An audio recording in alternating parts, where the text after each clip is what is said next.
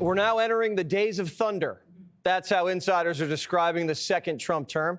The greatest comeback in political history is just getting started. A little while ago, corporate America saw Trump as toxic, but now MAGA is the hottest brand in town. Just this week, Trump received the highest award a president can get, the first ever presidential commemorative can of Diet Coke. Get ready for McDonald's Big Mac and Chief. Companies want to be associated with Trump, and they want you to know it. The stigma of a Trump donation, which was out there to some degree 8 years ago, is no longer there. Who knows what's going to happen 2 months from now, but for today, up and down, corporate America is solidly pro-Trump. The biggest brands in America, look at these right here, each donated $1 million large. One lobbyist said everyone's trying to kiss the ring and curry favor. We're hopeful this new administration will be friendlier than the previous one. Trump's not running for re-election, so he can use the money for anything from his library to making sure Republicans keep the House. He could even use some of it to pay off Kamala's debt, if he's so inclined. One Trump advisor told Axios, the money is just pouring in at Mar-a-Lago. Trump doesn't have to lift a finger. Everyone's coming to him. Sure, Trump will cash the check, but that doesn't mean he owes you anything. The president was overheard telling an executive this, quote, you guys made this amount of money last year, and you're going to make so much more now because of me. But when I needed you, where the F were you? You weren't with me, and maybe you were with her. A big part of Trump's second term is making sure America's on the cutting edge. 5 tech titans are getting positions of honor on Trump's inauguration stage. Musk, Zuckerberg, Bezos, TikTok CEO, and the biggest name in AI, Sam Altman. One official said, I think the message it sends is, first, the importance of free speech, and then that these are all huge job creators in this country, and they're going to be a big part of where this president goes in the second term. These guys all used to be in Biden's corner. Now they're America's first. 4 years ago, the Democratic Party had the White House, it had the Senate, it had the House, it had the popular vote, and it had Silicon Valley on its side. Over the past 4 years, the Democratic Party has lost the House, lost the Senate, lost the White House, lost the popular vote, and now has lost Silicon Valley, which means the billionaires are on the other side of the table. Biden's pretty bitter about the tech turncoats. Listen. I want to warn the country of some things that give me great concern. This is a dangerous and that's a dangerous concentration of power in the hands of a very few ultra-wealthy people.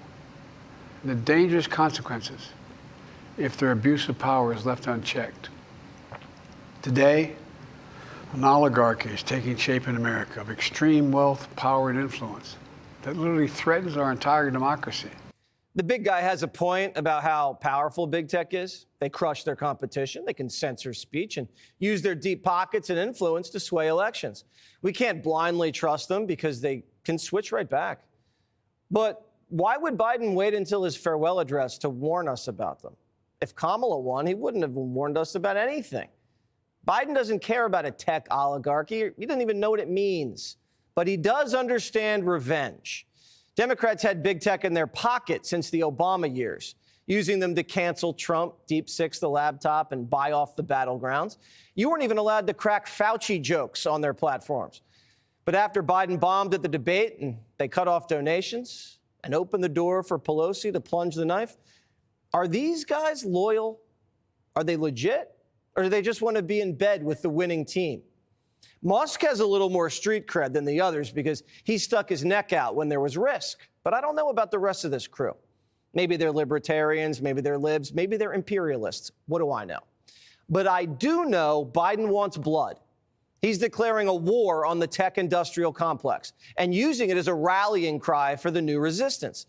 He's telling his party to ditch DEI and wage class warfare against the tech giants. I almost saw this speech as an attempt to wrestle back the mantle of populism from the Republicans. Donald Trump has run a populist campaign, and that's a lot. He's the outsider. And what Joe Biden last night did was quite interesting. Almost try to reclaim populism for the Democratic Party. Spending a decade calling Trump Hitler blew up in the Democrats' faces. They lost their base, donors, and the plot. The Democrats have come to the end of a 9-year messaging program during which they woke up every single day and told America and the world that Donald Trump was a bad guy because he's an authoritarian, he's a racist, he's a sexual predator, he's a fascist, he's all these horrible things that they say about him. And what was the end result? He won. He got elected to the presidency again.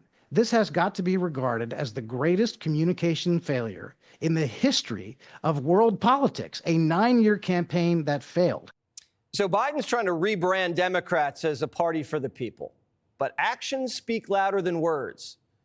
You got three people on top, Mr. Musk, Mr. Bezos, and Mr. Zuckerberg, who are now worth almost $1 trillion. Would you agree with President Biden, who last night stated, and I quote, "An oligarchy is taking shape in America of extreme wealth, power, and influence that threatens our entire democracy"? The three billionaires who you listed that all made the money themselves. Mr. Musk came to the country as an immigrant. Forget how they made their money. Do you think that when so few people have so much wealth and so much economic and political power, that that is an oligarchic form of society? Well, I would note that President Biden gave the Presidential Medal of Freedom to two people who I think would qualify for his oligarchs.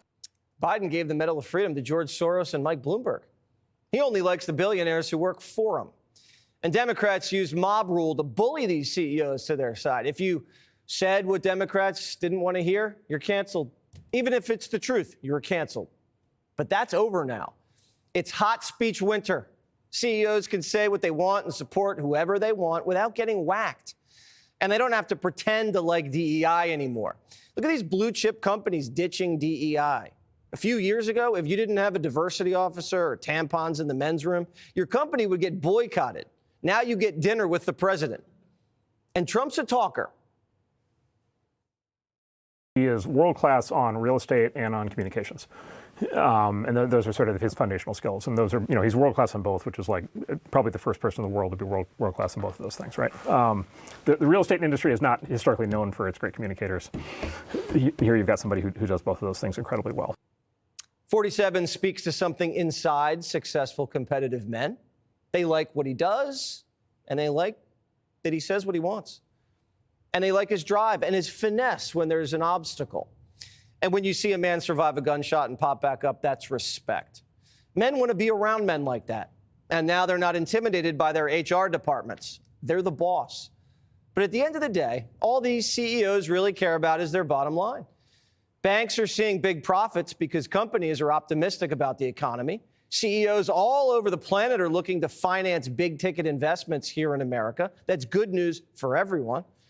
And for Trump to modernize the country and shred Biden's legacy, he's going to need corporate America on his side. If we're going to fight trade wars, we're going to have to reindustrialize. If we're going to capitalize on AI, we're going to need to produce much more energy here at home. And we're going to need young American workers to step up and fight for the American dream. So we're cautiously optimistic about big tech's newfound loyalty. They're saying all the right things, but it's early. These people might just go where the wind blows. And if they want our trust, they have to earn it. Because we can always bust up these big monopolies if they stomp all over our constitutional rights again. Click here to subscribe to the Fox News YouTube page to catch our hottest interviews and most compelling analysis. You won't get it anywhere else.